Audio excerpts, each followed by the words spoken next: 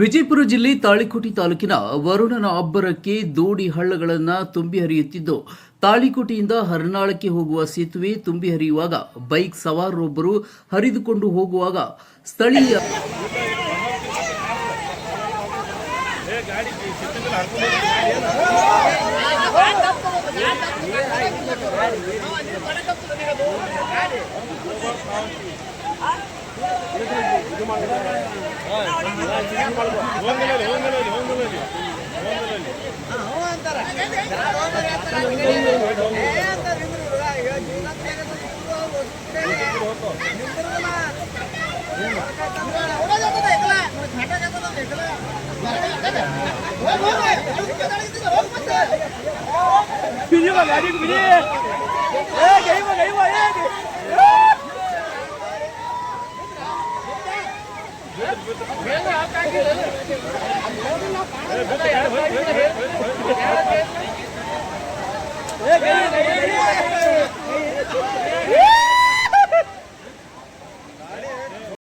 ಗ್ರಾಮಸ್ಥರಿಂದ ಅದೃಷ್ಟವಶ ಉಳಿದಿದ್ದಾರೆ. ಈ ದೃಶ್ಯವನ್ನ ಮೊಬೈಲ್ನಲ್ಲಿ ಸೆರೆಯಾಗಿದೆ.